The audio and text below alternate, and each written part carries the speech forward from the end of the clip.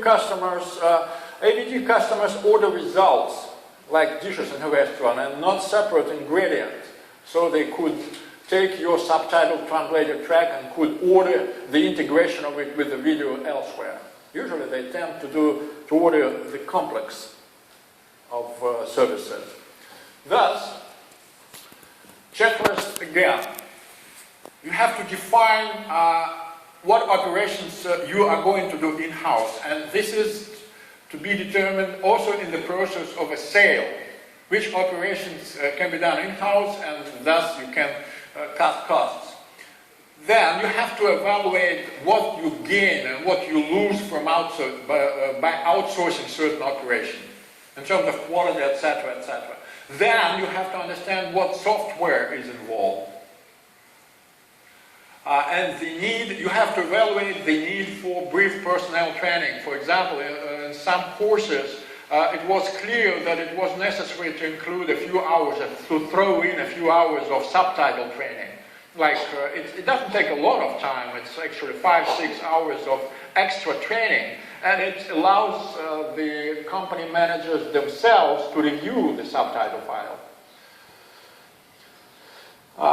Correct understanding of customer service. This is very important for an AVT salesperson. I already mentioned that to a certain extent he or she becomes an educator, telling to customers what they want, really want, and showing to them what they want and how it will look. The main sales tool of an AVT salesperson is a portfolio of samples of how the product will look, sound and play. But a salesperson must define the terminology. I already mentioned to you the difference. For example, in Russia you have to define whether you want dubbing or subtitling, etc., etc. Whether a client wants subtitles or credits to be translated, because, for example, in Russia they mix up the terms of subtitles and credits. These are two different workflows.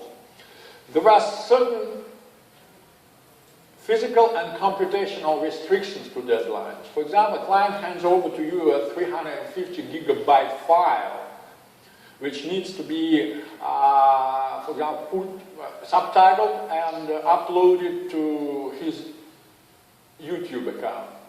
You merely need some time to tweak it, and it may take 8-9 hours, etc., etc. So you have to explain to the customer that it cannot be done in 40 minutes.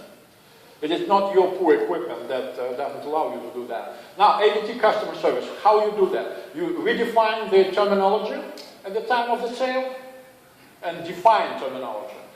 You have to disclose workflow. You have to explain deadlines. Why these deadlines are that way. You are not arguing, you are not buying time for your performance, it's that way. Samples introduced.